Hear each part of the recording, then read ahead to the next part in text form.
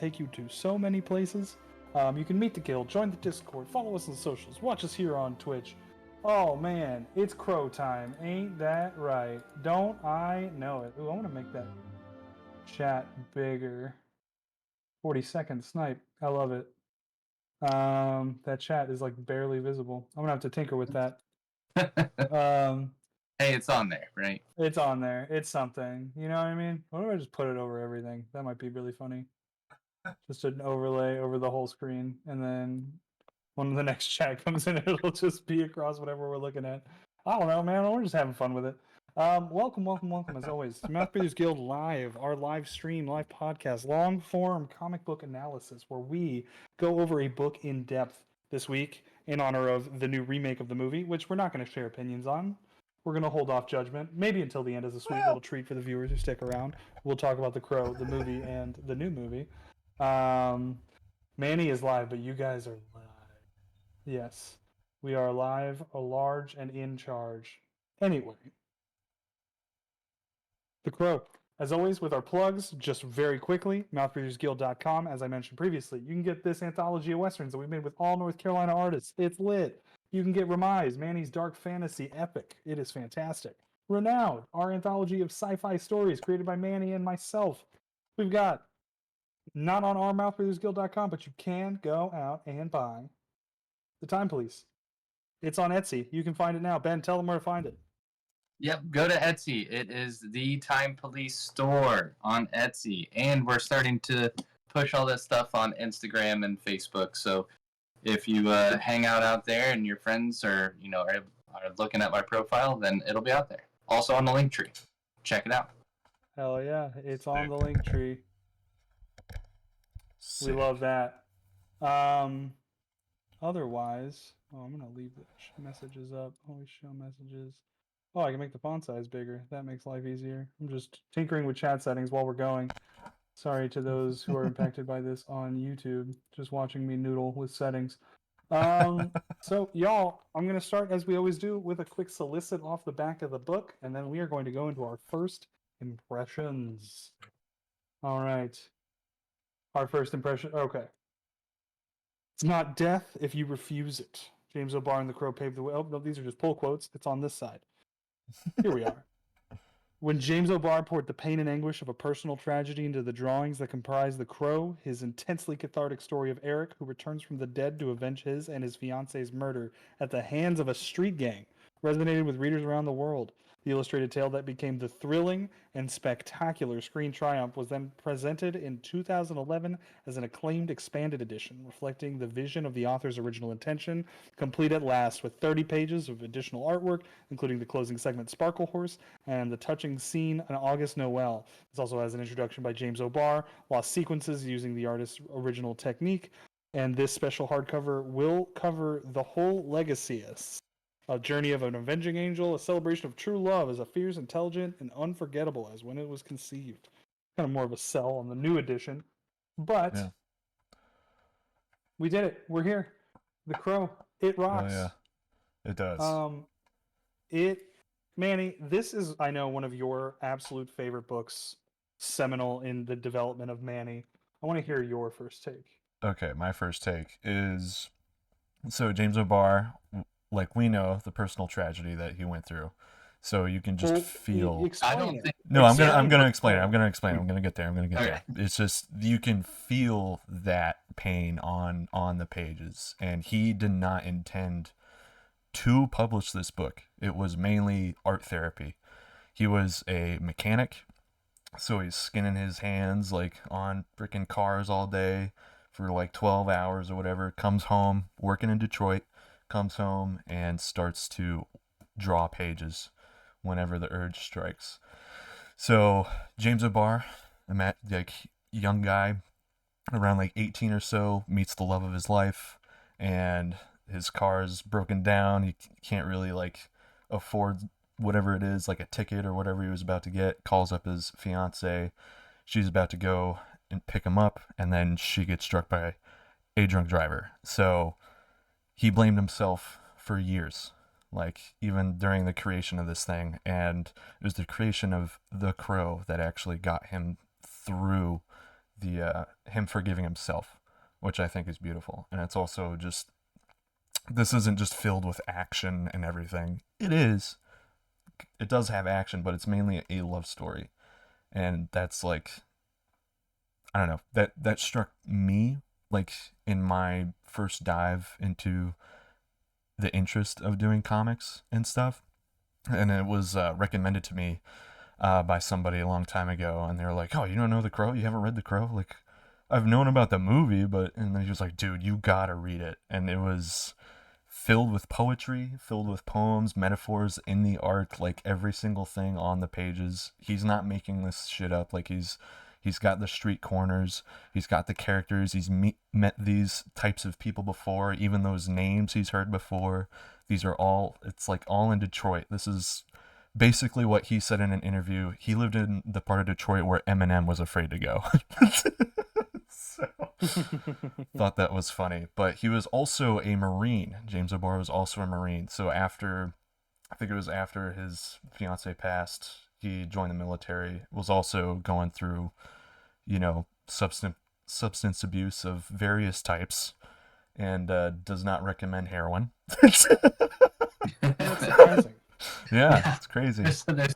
Well, notice how, well, we'll get to it, but Yeah. there's no one injecting heroin. It's something else.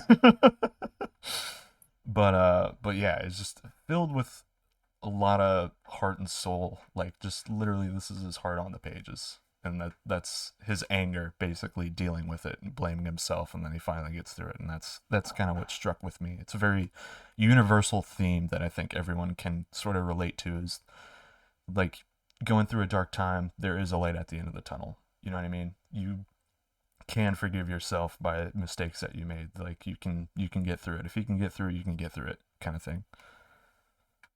So, and also, this is his first book.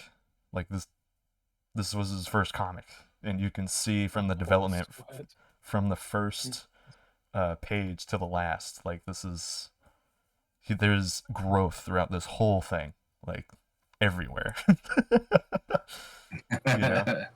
So. Yeah, no, it's just very funny that Brock said sub whole sweat, and it's just like chilling on the stream.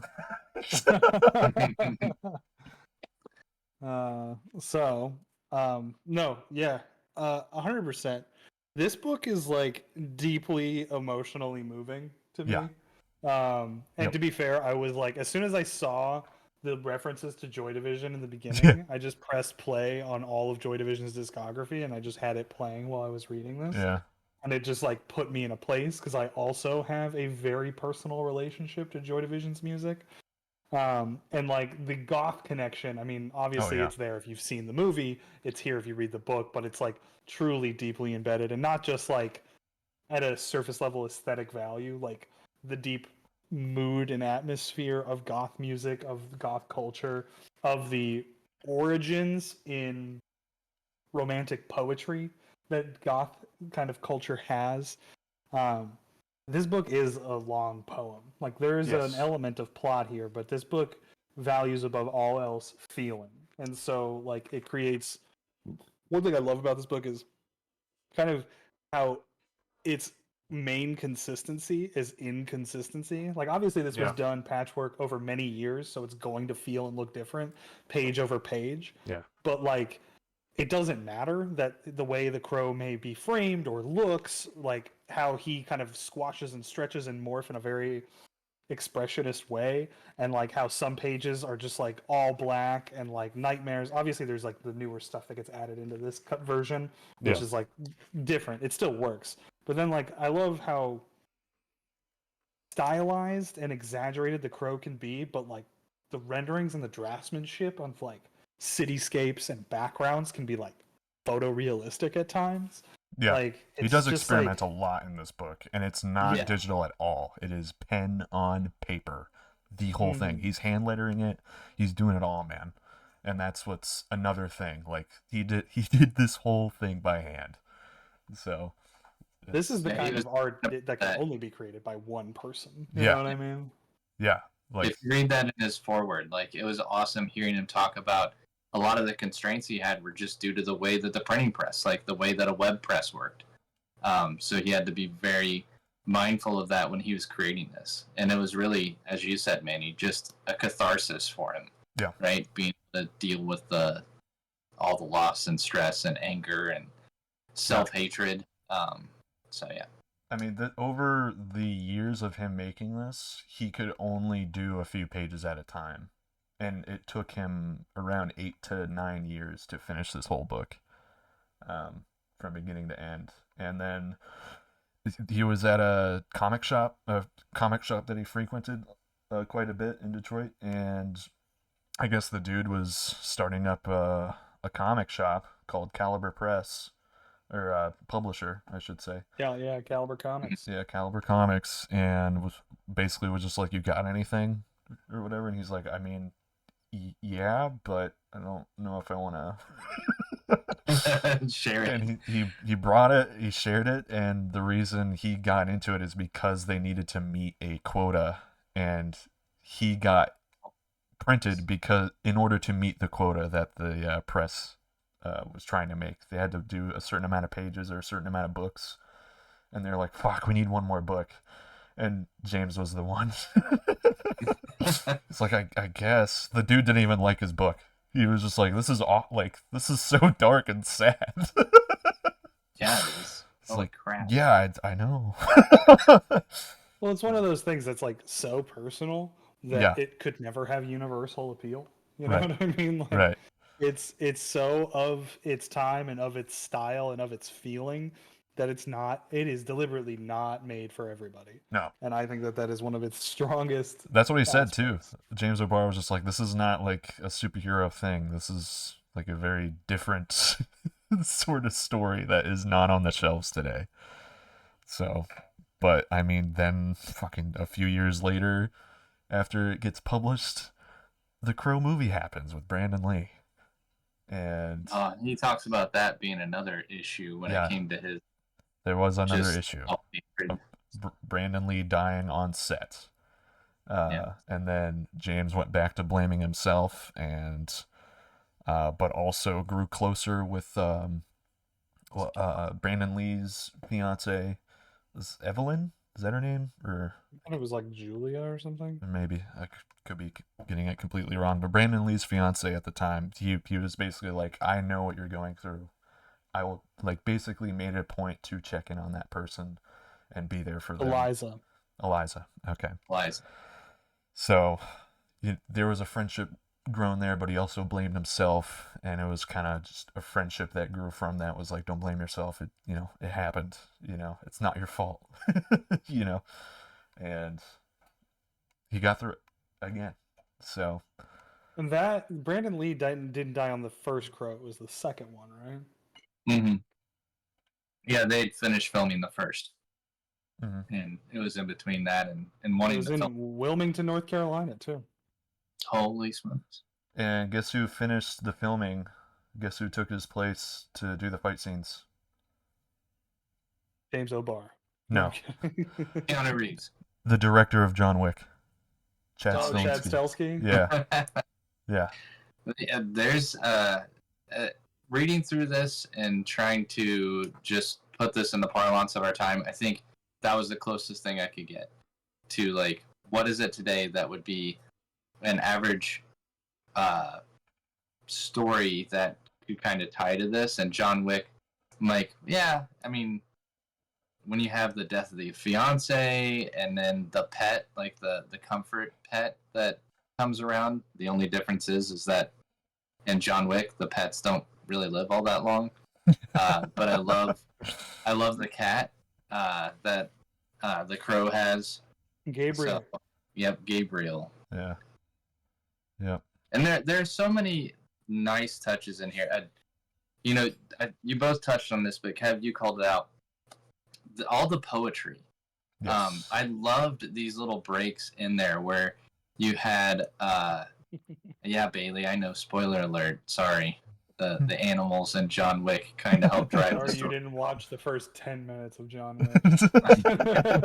Sorry to spoil the first 10 minutes and core premise of a movie that came out over a decade ago. That's our bad for spoiling that. I mean, if we're looking at it that way, this stuff came out in, the 80s? So we're spoiling this if you've not read it. or watch the original Crow. But I love the breaks in the story because it is, as you both pointed out, it is not for everybody. The book itself is a lot of catharsis through taking out vengeance on people that deserve it, rightfully so. And I think there's a lot of setups in here where it just shows how like bad these people are and how there is really, you don't feel sorry for a lot of the people that end up getting taken out in this book. Definitely not. So, but yeah, I thought that was just a really nice touch. Is as you're reading through all this and you're seeing all of this vengeance and a lot of people dying, then you just get like this 1 or 2 page break, and you get this really cool poem. And a lot of the times it's not credited, so I'm assuming that's James writing these poems. Yeah. There are a few that are credited to other people. Yeah. And I just thought that was amazing. Just seeing his artwork with some of his original poetry. And again, it is an experiment of art in the various styles that he uses. I love his flashbacks that you'll see in the story, where the flashbacks are really bright and just ethereal, right? The remembering his fiancée and all the times that they spent. And it's not just the lightness, it's also the way that he will use his pencil lines, and he'll do a lot more shading and things like that are lighter and not those harsh inks that you see in like the current day or current storyline. Yeah. So, yeah, whether it's his writing or just his artwork, it is just an amazing work of art beginning to end, seeing somebody put this on the page. And like you were saying, Manny, really for himself. Like, yeah. The person who this story is for is James. Like, this is for him. But it's just great to see, his tragedy and the way he deals with it. It resonates with a lot of other people who have had other tragedies or just dealing with depression and self-doubt and self-hatred. And, there are better ways to put those things in action and putting those on a page instead of taking them out in other ways is definitely preferable and can be really creative when you see this product. Yeah. I mean, those little personal moments, too, that you're talking about with him and his fiancée, I feel like those had to be just moments that he had, you know what I mean? That had to just be him putting himself in that and just going back in time and drawing it. I mean, Eric Draven is literally, he's a mechanic. James O'Barr is a mechanic. I mean, he comes home and he dances with his fiancée, and yeah, I mean, just those little happy moments definitely adds to the weight of this story too. So definitely personal. I am curious because I can't see Manny's edition. I know, Kev, I think you and I bought the same or close to the same edition. I bought the paperback. Looks like you have the nice hardback version. Oh yeah. But just curious what print edition you guys have. It looks like this one that I have is 2017. Is when they printed this one, and it feels like the original core content is there, like 6 parts, or I can't remember what the original.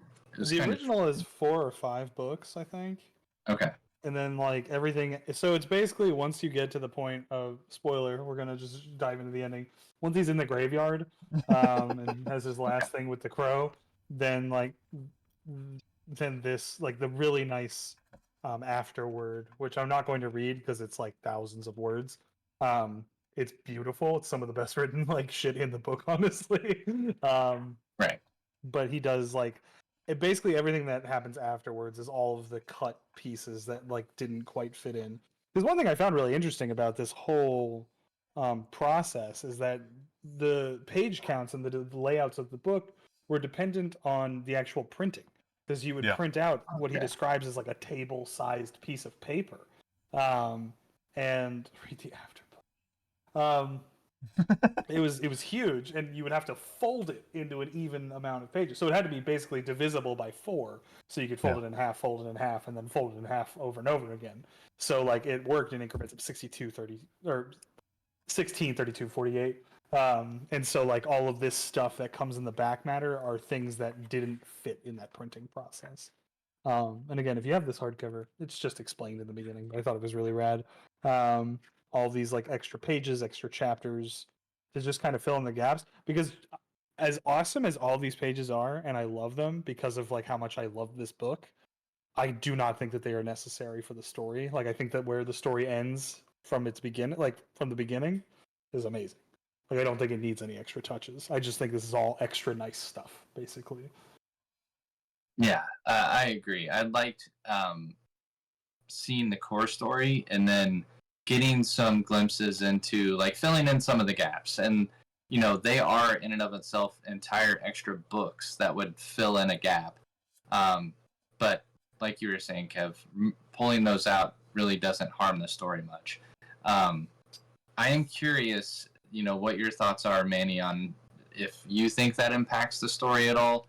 And I'm also curious about the formatting because there are some really awesome 2-page spreads that in the current print volume that I have, like Hammer Party is this freaking amazing 2-page spread, and there's another one that's a 2-page spread that ends up getting like printed front to back, and so you don't open it up, and I don't get to see it like across from each other. They're unfortunately front to back pages, and I'm like, man, I gotta go photocopy one of the pages and like put them together and just tape it on there so I can do kind of a pin up fold out for it. But I don't know, Manny, what do you think? Does yours kind of have the same flow as well with all the extra fill-in stories in the back? I don't think I have the fill-in stories in the back. Might be added. When did you say yours was printed? 2017. The original printing of this hardcover was 2011. Okay. But like then they reprinted it in 2017. Okay. Well, I got the story soft called cover. An August Noel. And August Noel is like the very last story he has. Yeah, and I'm happy to flip through some of these so you can see what you kind of are missing. But basically, it's lots of stuff that like explains backstories that get cut from the original book. So like, get through these. So like atmosphere, there's just stuff with him and his cat, and the August Noel is essentially this whole thematic kind of run. Yeah, where it's this story where Eric and Shelley are sharing what they most want from each other and what they love about each other. She's like, I want to make love under the Christmas tree lights, and he's like, but it's August. Yeah, that's in the book. That's within the book. So That's within the book. yeah, it's not at the end. It's like just placed throughout. So okay. Oh, okay. Gotcha. Well, it's actually like sequenced out together as like a chapter, basically. Let me find it. There's also a whole passage with the kid Shelly, that he names after the girl, whomever. Yeah, here's the August. Or Yeah. And what August is it? Noel.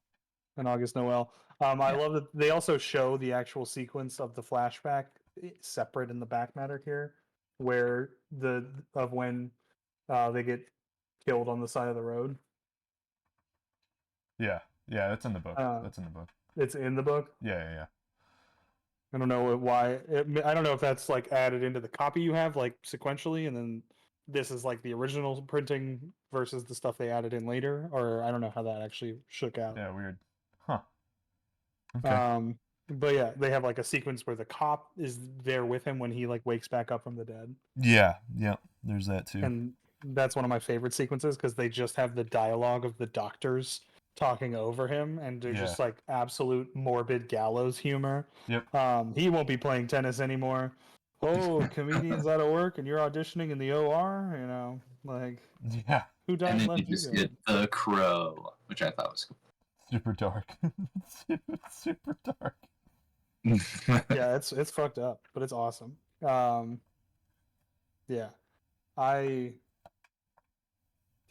But kind of stepping into the sequence of the story. This is obviously a huge book, so we're not going to do our typical page by page analysis of everything that's happening. Yeah, no.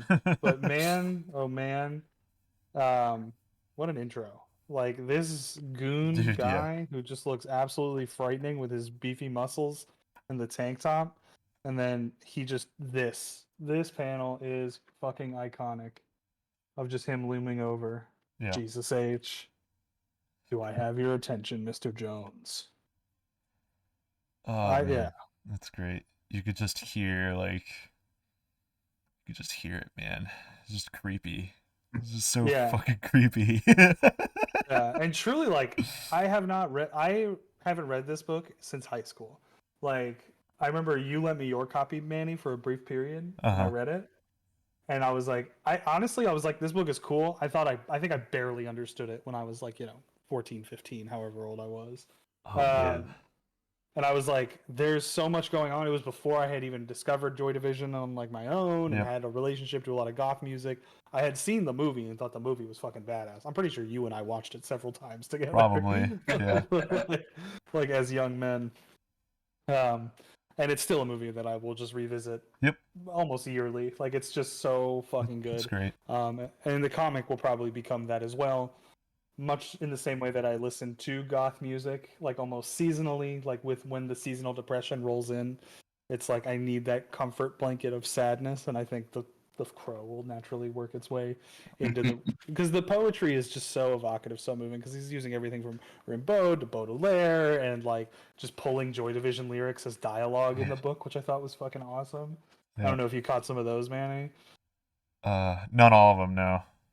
There's some really good ones. Like there's like a shot of him and all. I obviously don't have it bookmarked, but it's like him with a fucking pistol in his hand, and he's like, "I've been waiting for a guide to come and take me by the hand." Oh shit! Yeah. And like there's sequences like that that are just amazing. I mean, there's chapters are called "New Dawn Fades," "An Atmosphere," and "Shadow I Play." did see and that. "Atrocity Installation," yeah.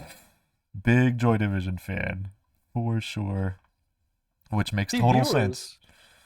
Oh boy, cheap viewers. Guys, there are cheap viewers. Oh wow! You can buy them Cool. for cheap. Thanks. Bye, whoever you are. Get out You're of here, banned. nerd. Dude. Oh my gosh. I just flipping through all this. I think it's so fun to see all these ne'er-do-wells, these miscreants that are out there. And you guys pointed out the first guy that you see. Like he pulls out a switchblade and like stabs the crow. Yeah. And the crow He's like, what like the fuck? just stands there with a knife and like pulls it out of himself. And licks it. And It's yeah, great. licks it, and then he goes try again, and like hands it back to the dude. He's like, nah, I think I'll pass. It's okay. Yeah, just the faces, man. Like those giant eyes on Eric is what a touch. I mean, you can feel the emotion every single panel with that guy.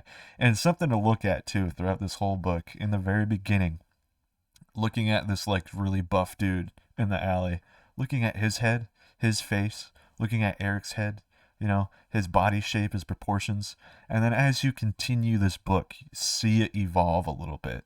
Especially Eric. He turns into Iggy Pop, He's literally Iggy Pop. Not only Iggy Pop, but hold on, I want to find the exact sequence because one of my favorite.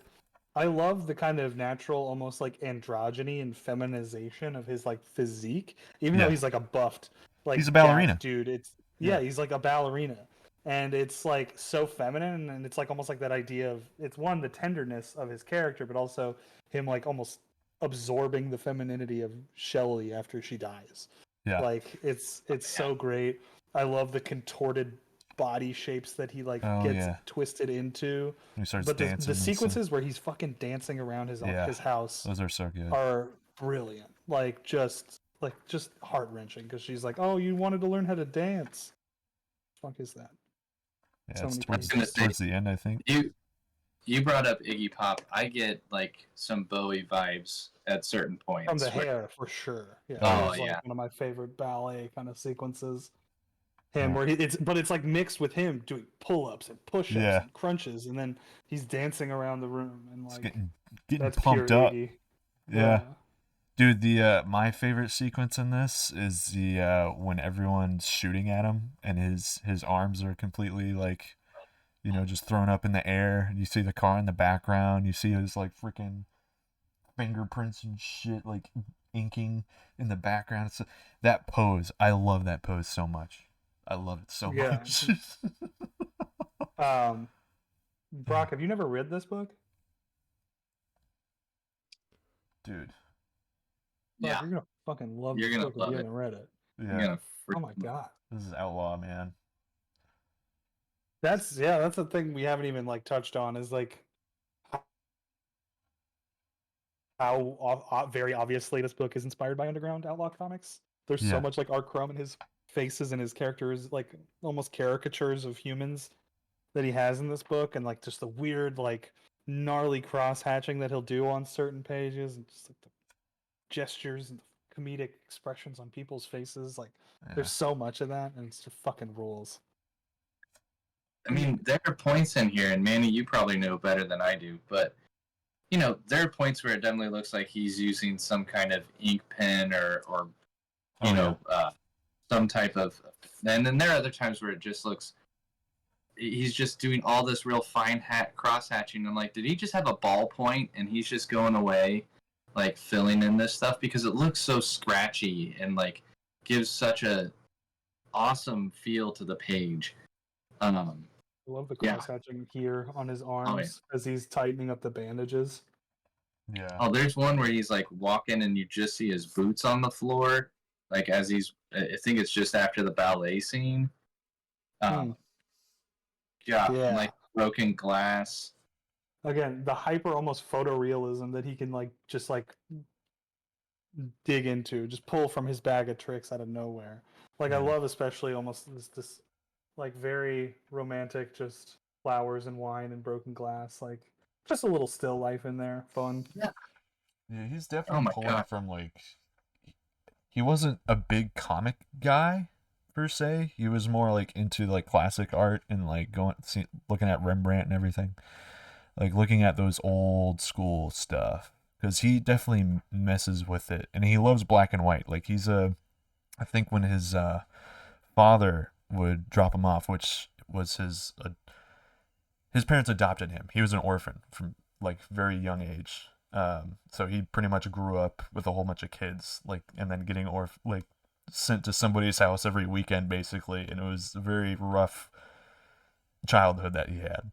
But then he gets adopted by this one family, and the dad is a bus driver, and I think he would drop him off at the movie theater once in a while, and that he would spend like all day just watching all these black and white movies and stuff. And so his mind mainly thinks in movies rather than like split scene comics and by the panel. You know, he's trying to figure out where he's going to put that camera, trying to see where he can make things pop with the shadow and light and all that.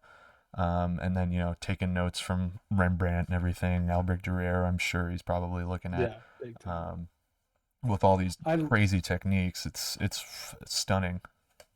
I love that you brought up that idea that he was just dropped off as a kid, like Right. to watch movies. I think that the most foundational thing a parent can do with their child, and Ben, you don't have to implement this parenting technique with your children, but is give them almost entirely unstructured time to just do something and occupy their mind. Because I was like listening to Off Panel this week, and it was with these editors that work at IDW. One edits the Godzilla run, and one edits Turtles. They're actually two friends that live together, which I thought was really funny. That's awesome. It's a great interview. It's just very cool to hear about the editorial process of comics, their journey, the whole thing. But what they all had in common, even with David Harper, the host of Off Panel, is that when they were a kid, they were just dropped off in places like comic book stores and bookstores and libraries to just sit and read comics for hours. And that is a personal experience I have. My mom would go work and like she would show houses as a real estate agent, and she would just leave me at Barnes and Noble for like 3 or 4 hours at a time, and I would just read comics. Like I would just hide in a corner and read comics. Yeah. I mean, I would definitely have my little sketchbook or shitty paper and draw in the corner wherever I was at. I mean, yeah, something Maybe similar. that's what I need to do. You know, it's really hard to take like screens away and tablets away from them because they're just going to be in the house and that's all they're going to ask for. Maybe I just need to straight up be like, all right, here's the corner. I'll pick you up in like 2 hours back at this corner. I like that idea. And I'll do Yeah. Yeah. I mean, you can do it in a place that has cameras and like closed-in doors and Yeah, yeah. environments. You know what I Yeah. mean? Yeah. You know, Libraries are great. You know what I mean? They got Libraries are- comics and books at Dude, libraries. they got everything. They got Honestly, it all. yeah. And when I was a kid, like I had family members who literally were just like, "I'm not going to buy you toys or video games because you're just going to get bored of them in like 20 minutes, but I'll buy you a book." And so, like, having unfettered access to any book I wanted to read is like why I'm here right now. Like, truly, like. Oh, I mean, man. I must be doing something right. My oldest is reading the new Stephen King novel, and Holy shit. Okay. I'm like, that's impressive. Yeah. I did some research. My brother and his wife are listening to the audiobook, and I'm like, is it okay? And they're like, there's some questionable parts, and so I had him tell me about him, and then I was like, that's fine. She's seen worse in like, you know, anime and TV shows and things like that. She'll be Bailey fine. said, "Just leave them in a park with a flare gun and their wits." No, it's You can't use the flare gun as I'm leaving. You gotta save it. So. you only get one flare. You only get one. No, it's I mean, I was younger than your oldest when I started reading Stephen King and like watching Stephen King movies, so it's totally fine. Though I was reading like It, which like in retrospect, not a normal thing for like a 13-year-old to read.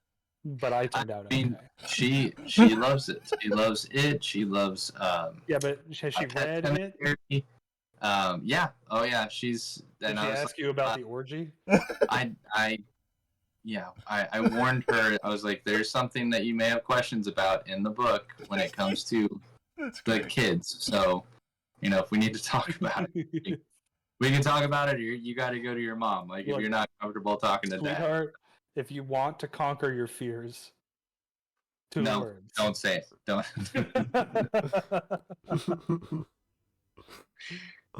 Speaking of fears, the fear of losing someone in The Crow, pretty Yeah. strong. Man, I was gonna try that one. You got it, man. You got it. You beat me to it. But dude, I'm looking at this one page where he's wrapping his arms up and everything, and he's looking out of the window, and you see that light coming through. It's all by hand, baby. It's all by hand. That's not digital. He did Is that like whiteout little splatters to kind of emphasize the glare? Is that what I'm seeing? What is that? Yeah. It's like whiteout specks, and it could be like him rubbing against the Zipatone that he put on there. Because there's like a halftone screen on the window and his shoulders. So he could have taken maybe sandpaper or something and wiped it off. I doubt that. I think it's speckled whiteout in those bits. It looks like that in some parts, and then others I can't tell. Yeah, there's definitely. But some I mean, scratches. he wouldn't do it in different ways on the same page, or would he? Yeah. Oh man, It's crazy. I love the messy, smeary brushstrokes on the wall here, right next to that panel. Yeah. With this just like crooked arm. Like again, his framings are so fucking good. Just like Oh keeping wow. things like your format is even different too, because that page dude. I'm looking at is on the left side, and that one is the page before that you were pointing at. Interesting. Yeah. Yeah, that's like what I'm saying. Like, because in this version, he like spliced in new pages and panels. Wow. Yeah, I'm gonna have to steal your copy, Manny, because like I get so sad with Hammer Party being that 2-page spread. There's the attrition one, like you were pointing out, where he's backlit from the car. Like all that's separate pages. Like you have to turn the page to see the rest of it. Yeah, man. Like, Here's man, Hammer I Party. really don't think that was his intention, was to have those separate. So. Oh Little wow, sad. dude. Oh man, they fucked it up. Yeah. Holy shit. Yeah, so if people want to buy the right book, they need to find the edition that you have, because the Sparkle Horse one, like Sparkle Horse is on. You have to turn the page, and dude, I love the Sparkle Horse. Let's talk about Sparkle Horse. Well, talking about the way that he did the effects just on the page that you were talking about, Manny, with the sparkle, like the Sparkle Horse one. Is he just doing like streaks of white out? Is that painted? Like, I am trying to rack my brain figuring out how he did. Is it like a series of ink washes? Yeah. It is freaking gorgeous. These pages or what? Uh, Or later in the book? later in the book. Later in the book. Yeah. Like, so it's the one where Oh yeah. cemetery, and then the. Dude, I think this is close to the wrap up That's crazy. of the original It story. messed up the formatting and the print. That's insane. I mean, James O'Barr like specifically talks in this like edition about how he's like, I don't care. Like essentially, he's like, we added in what I wanted to, and I don't care, and like this is the format. You know what I mean? Yeah. I don't think this is like his true intention by any stretch, No. but like it has all the spliced in features that he wanted. Wow, that's crazy. Well, I know. but yeah, the Sparkle Horse, this double page spread, if it was formatted correctly, is pretty awesome.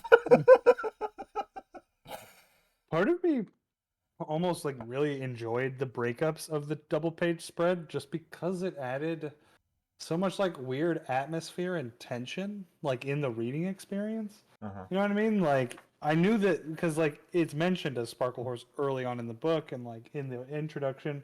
And so when it says Sparkle Horse, like I knew it was coming and I was like, oh, there's the sparkle and there's the horse. Like breaking it up in the same way that you kind of break up the rhythm of reading poetry. Like I don't know, like it felt Interesting. organic and odd, even though I knew it was wrong because I could very clearly tell that it was these things were supposed to be double page spreads. Yeah. It just annoyed me.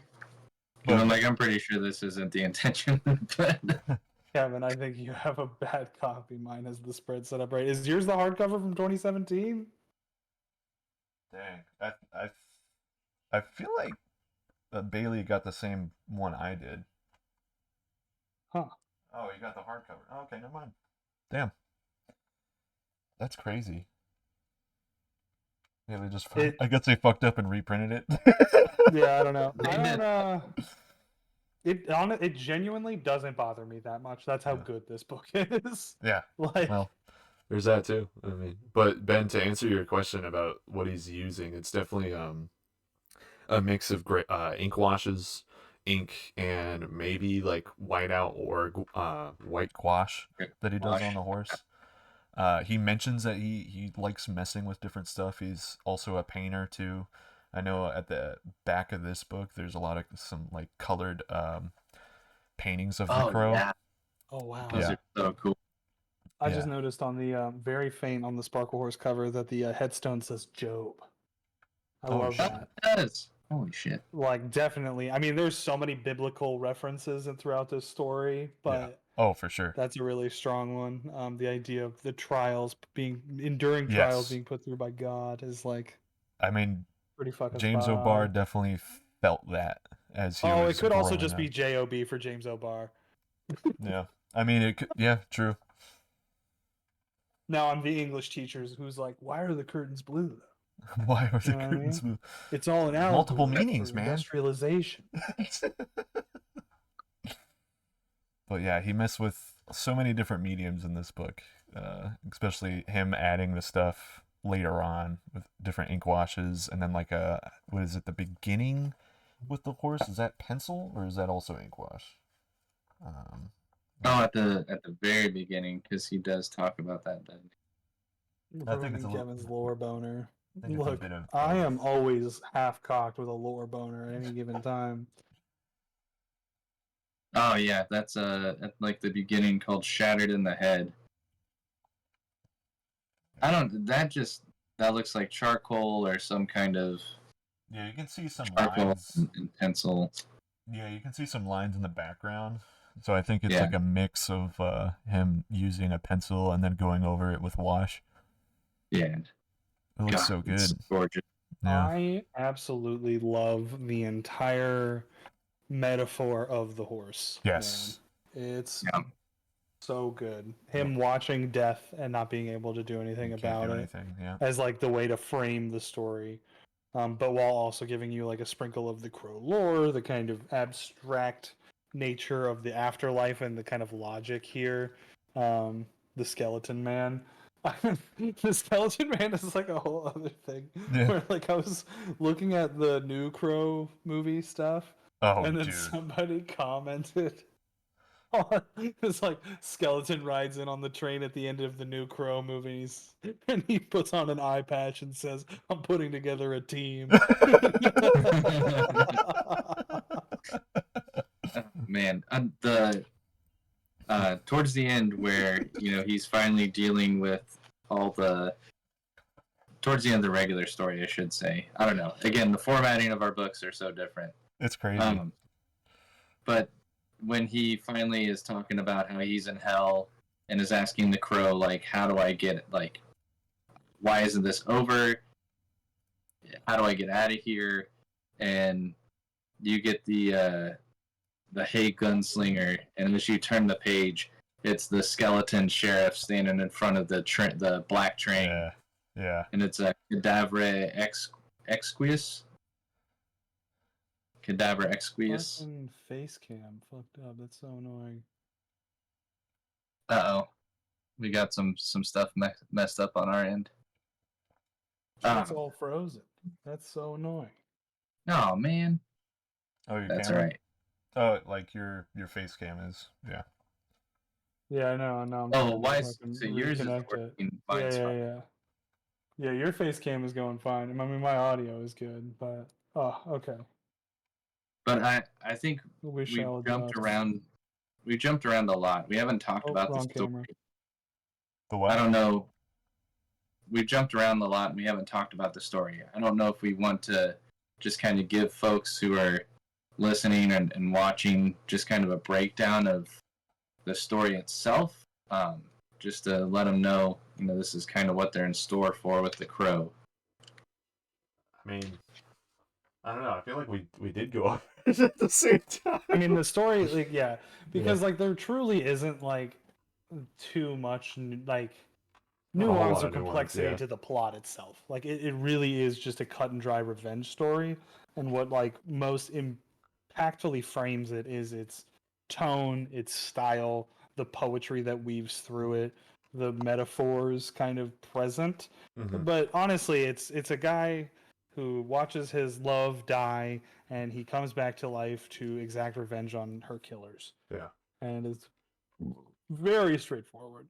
Yep. I was going to say, I didn't know if we got that far. I know, Manny, you talked about the real life experience, and then we talked about the gallows humor in the morgue. But I was like, wait a minute, I probably just missed it. Apologize. No. Napping or something while we're doing that part. No, it's pretty straightforward. I mean, when he was making this, it was kind of broken up. As the story goes on, you don't know exactly what happened.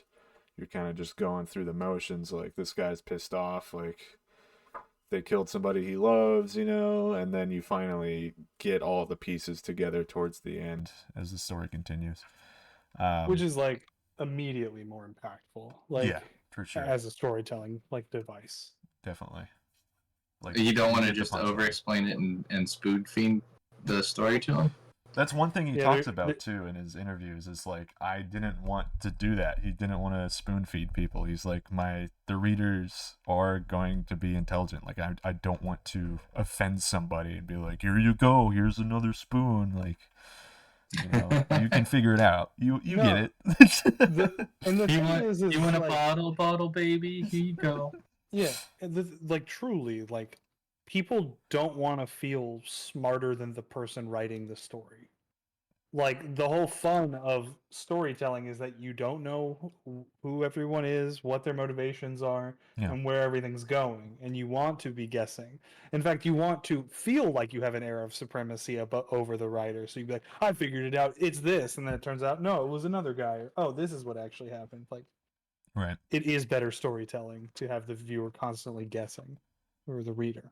Yeah. Oh, nipples on stream. Uh-oh. But it's art. Gotta It's be okay. careful. Yeah, I it's love art. how manic. I love how manic the Crow is.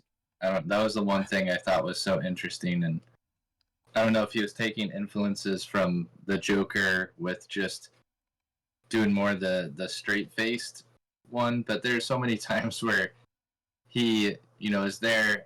The one I was thinking of is really cool, where he takes out the one guy. There's two street thugs that like end up killing this guy in a basement somewhere.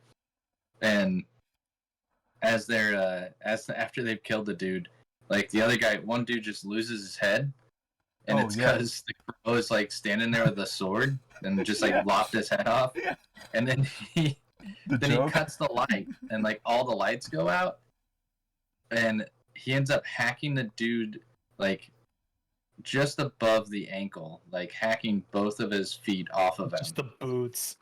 Just the boots. And as the dude's like sitting there, he's asking him questions, like being super calm. Yeah. After he was just he's losing so like, much blood. I'll take this one dude's head off. I'll cut this guy's legs off. All right, now we can talk. So, I'm looking for something. Can you help me out? And the guy's just like, my feet are cold. Can I have my boots? And he's like, you'll be asleep in a few minutes. It's okay. I also love the guy who gets his head blown off in the car. I was going to talk about that one too, yeah. Shelby is just like... the shotgun? Yep. And he's just talking to him the whole time. Like, he's just like high out of his mind. I don't know. But like... I mean, they are all cranked up on meth, basically. Yeah. Meth and like heroin throughout the whole book. Yep. Dude, it's... Speedball. It's insane. Oh, gosh, Fun Boy. Fun Boy's the guy that like is the closest to the heroin addict.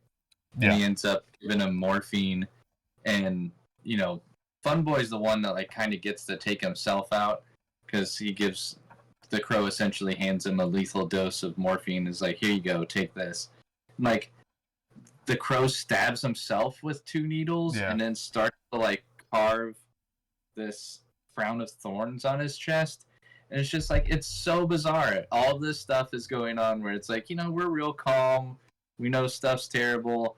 But, you know, I'm just going to do this really crazy shit to myself. And then the writing in blood on the wall after Fun Boy's dead.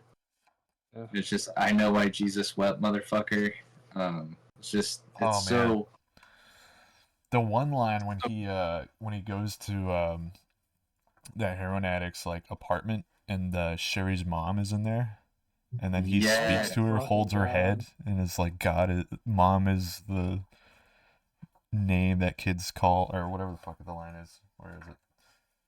Just trying to flip to it. Because at first he starts out all lovey-dovey. Like, it seems like everything's going to be okay. You need to go take care of your kid.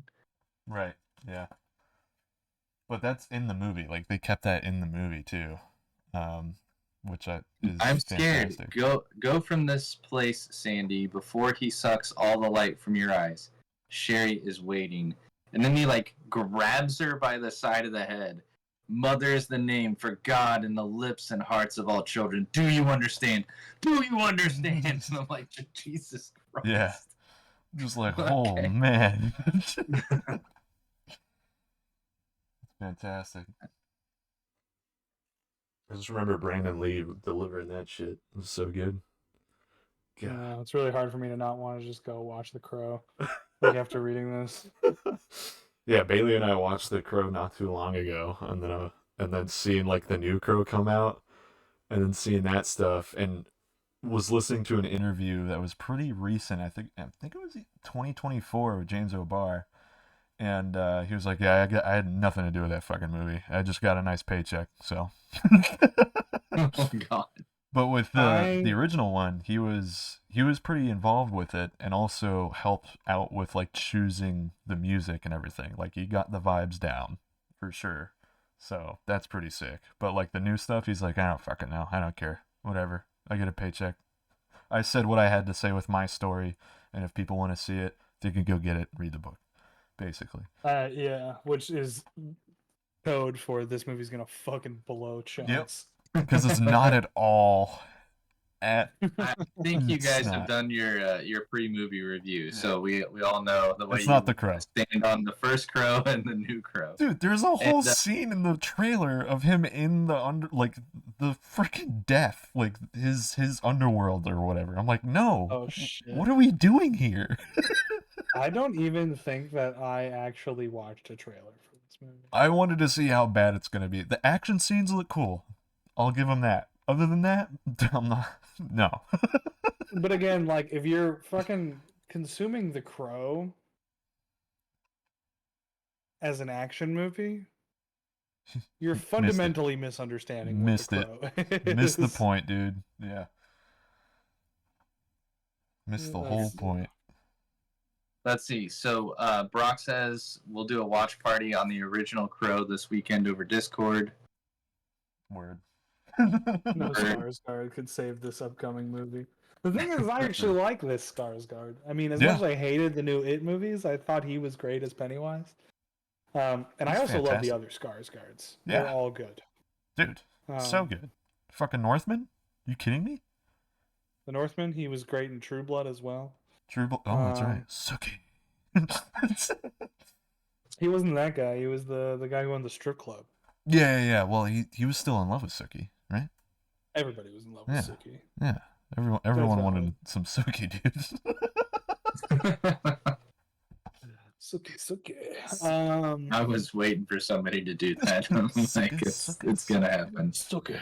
Sorry, I watched a lot of True Blood when I was a kid. How does he say? He's like Suki, or no? Does he even say Suki like that? I don't know. I just think of Bill. Yeah, other, Suki. the Yeah. main Suki. Suki, come here. Everyone could get it. Get Yeah, out of here. but this isn't about True Blood. This is about The Crow.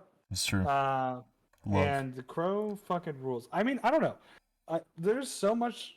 Like, I feel like we've been. With a lot of books, there is so much to dissect and so many possible outlets and interpretations for what things could mean and where stories should go.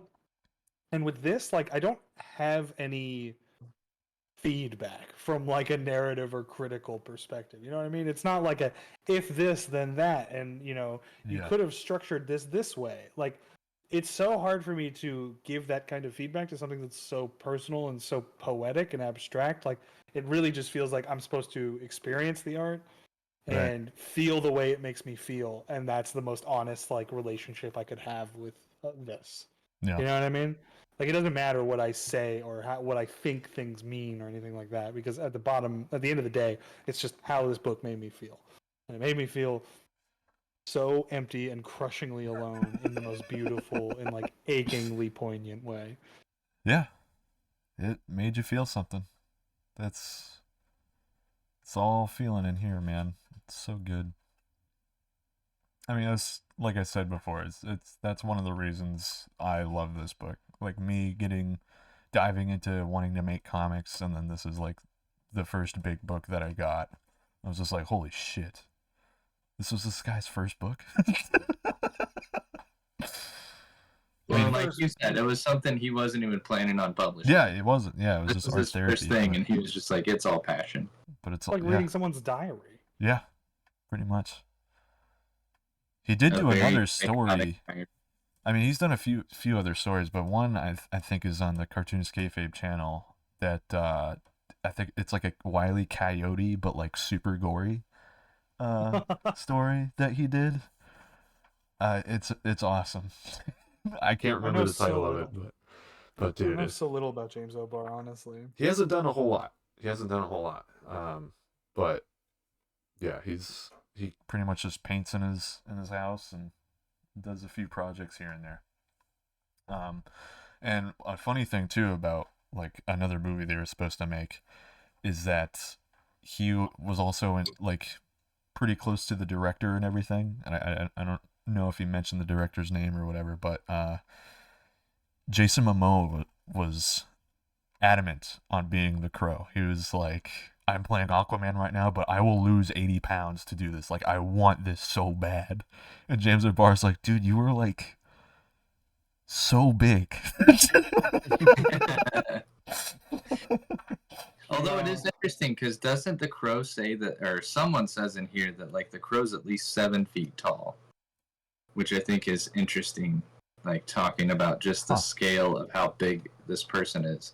And I think it kind of goes to that, what you're talking about, Manny. He stretches and like changes the physiology of the Crow. Oh yeah. Which it all could just be based on who he's interacting with at the time and how they perceive him.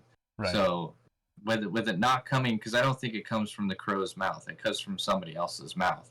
It's them projecting. Like he's a powerful such an guy. imposing figure. Yeah. Yeah.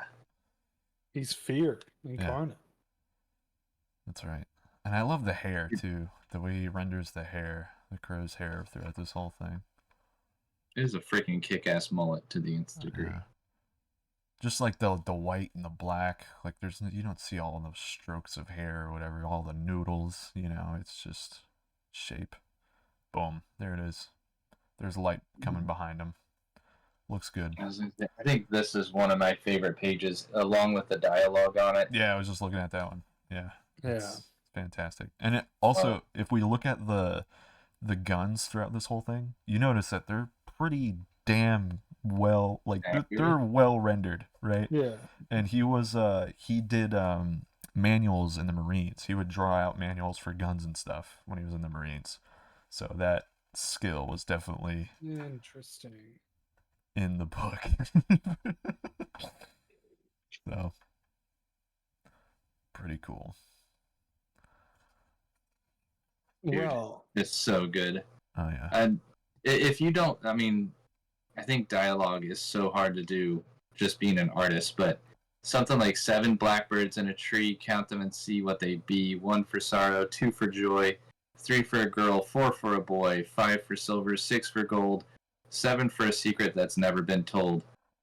You're all going to die. Like, what the fuck? Shit's about to go down. And then he throws an axe, like, at a dude and, like, nails the dude in the shit. It's so insane. I absolutely love it. It's so cool. I really love writing like this and, like, just the amount of poetic qualities it has, because it really pushes, like, my brain, and it's, like, to the limits of what comics can be, what you can get away with. Because it's honestly, like, in so many of the exchanges between, like, the gang members, where they're, like, speaking in half sentences that are, like, slang, and they're, like, not always talking to each other, but rather, like, through each other and at each other.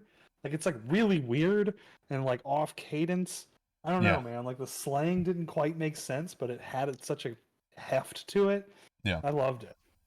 I mean, I feel like it was probably real. He probably heard all, like, that type of shit being told around him, you know what I mean? I mean, not exactly stuff like this, but, not in the same context of getting shot at and everything, but...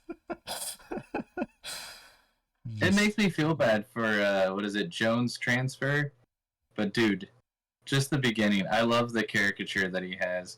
Make me puke, these folks can't feed them they kids, but they got Toshiba. Now Jones transfer got Toshiba. Yes, sir. I'll be in the rock big time. Like, when he's taking that. They're all such characters in the way they talk. Yeah. It's the drugs, man, Bailey says. It's the drugs. That too. Gosh. But looking through this, I mean, Manny, this was one of your favorites, and I don't want to sit here and be like, oh, I totally get why Manny does what he does. But reading through this, I'm like, shit, okay, I can see why this is like one of Manny's faves. Like, there's so many cool, crazy art styles.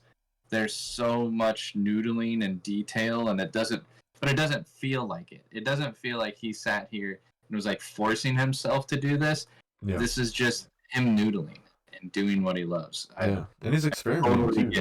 Like, he's putting in photos and stuff and some things like backgrounds and whatever. He's messing with perspective. He's doing whatever, like, there's no rules. It's just paper, man. Just do what you want. Like what manga artists do when they do super cartoony stuff, and then the next page you turn and it's like a crazy rendered out battlefield with a million people, and it looks like a photo, but it's all line, baby. It's crazy. Or there's just somebody's face that's like been hyper realized. And then the next one, they're a chibi looking character. So it's stuff like that. I mean, and then him mixing in, like, what I thought was amazing was him mixing in the ink washes, like, right next to the inked pages and stuff. I know it's added later, but it's what a collection.